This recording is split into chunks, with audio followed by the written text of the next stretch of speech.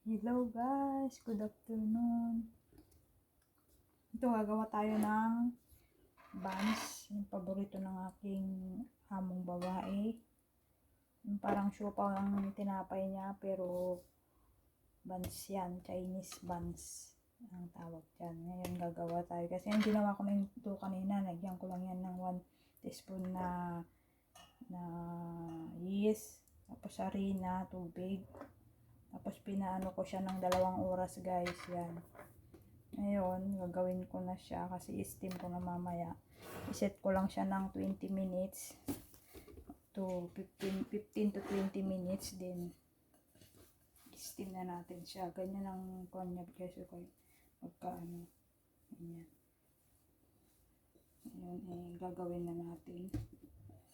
Kasi baka ma-over ano na siya.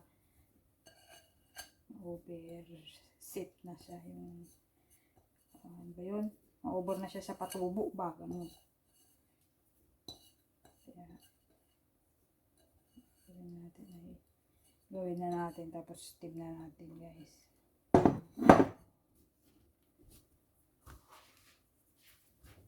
Yan ang gagawin natin. Gawin natin ng konti.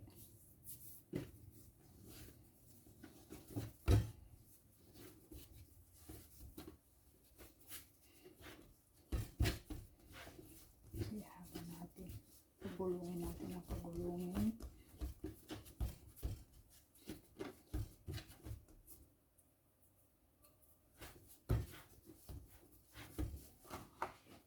Lagyan natin ng harina yung kwan para hindi siya bubikit. Gulong lang natin siya. Ganyan. Natin siya. Ito yung parang siopaw ng ano, tinapay niya. Pero ito hindi ko lalagyan ng palaman kasi parang ano yun lang, kakainin ng amo ko yung i-ano niya sa kung anong ulam namin. Ganun, kasi minsan hindi siya nakain ng kanin, gusto niya yung ganito lang.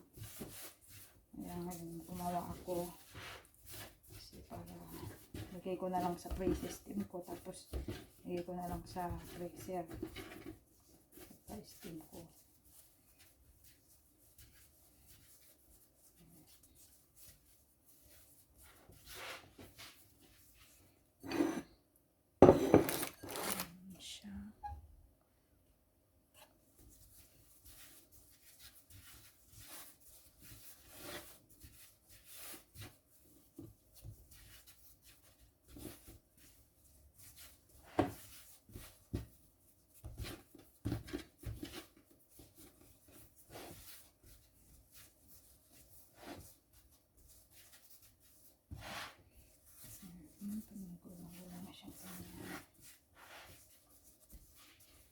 Yes, kunin ko yung panghiwa kong chili.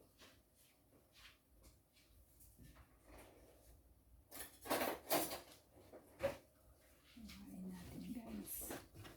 Tingnan natin ganito sa gitna. Okay. Sasayin natin yung isa. Ganyan. Sasayin natin.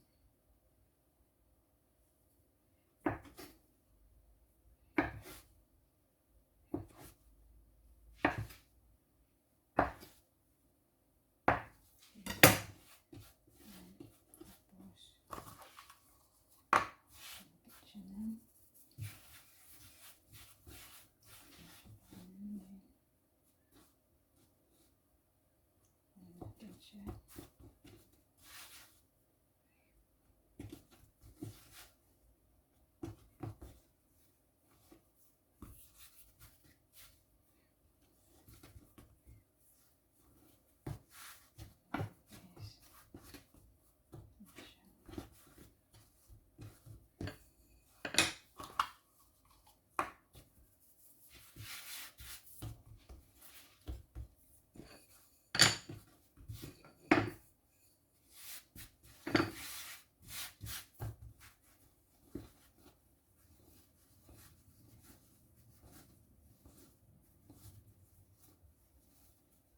Ito ang ginagawa ko guys.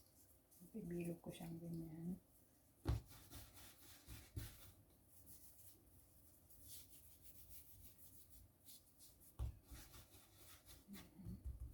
Ganyan ko siya.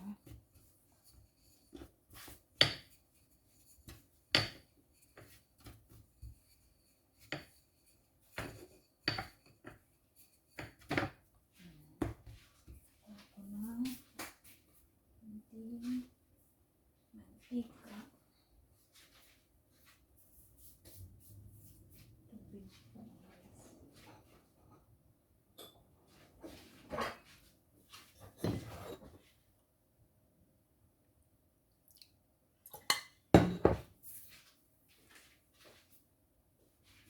Nakuha tubig dito para hindi siya magdikit.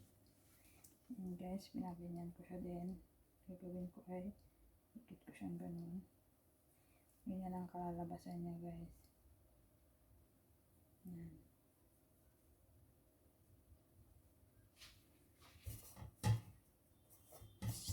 Tapos lalagay ko na siya dito sa steamer. Then stay ko lang siya dyan ng 15 to 20 minutes.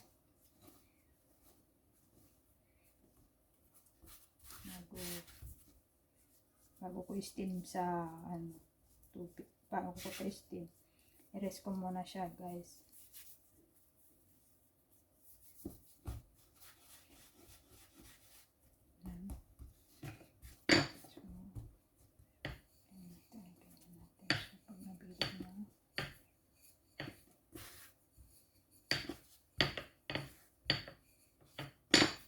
Tapos mo siyang maplot na ganyan is kuha tayo ng konting tubig, lagyan natin dito para hindi siya magdikit.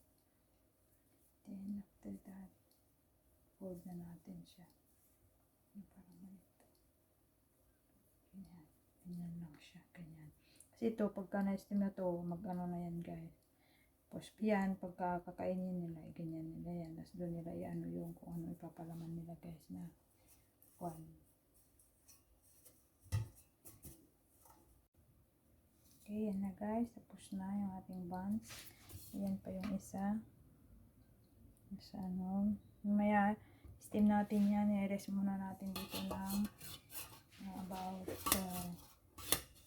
10 to 15 minutes sa steamer para mag-ano yung kanyang paanohin muna natin siya ng konti. Ayan, nangyari sa akin hindi na mailagay ng maayos sa steamer kasi mabigat. Ganyan natin sa steamer guys. Ililiran na natin dito yung first batch nandun sa ilalim, so ito ililiran din natin dito. I-rest natin siya ng 10 to 15 minutes. Then, i-steam natin siya ng 15 to 20 minutes. Yan. Then, takpan natin. Tapos natin yan. Then, habang tayo ay nag-ano naman dyan, ay nag-ano tayo ng tubig dito sa kasi kailangan malinis yung ating tubig. So, hinahingin natin yan. Filter muna natin yung tubig para hindi masyado yata marami umapog to. Bawasan natin.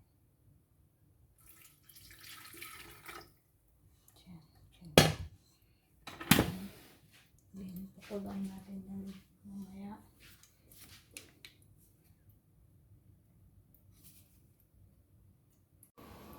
Ayan po guys, nakulo na po yung tubig.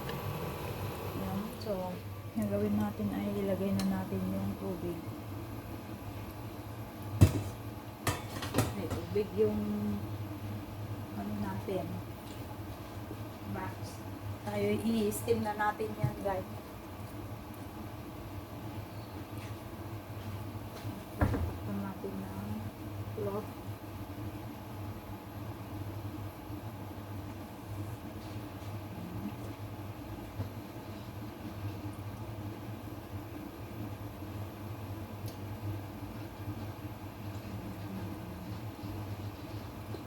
Naurasan natin siya. Ngayon, ang oras ay 5:19 guys. So, ano natin ng 20 minutes o mga 5:24, ganyan, 25 ay ano na natin, aahunin na natin sa steamer. Stop na natin yung steam natin. Yan na guys, luto na yung ating buns. Yan. Luto na siya. Luto na guys. Ayan na, mainit. Ganyan siya. Mainit guys. Kailangan na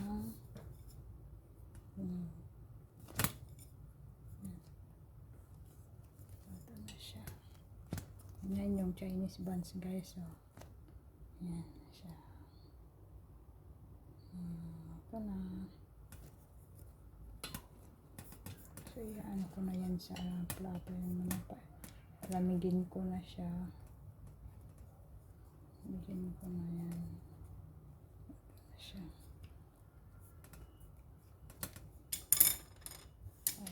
Ano ko na yan na may lipat ko na. Nililipat ko na yan guys. Yan. Luto na ang ating Chinese buns.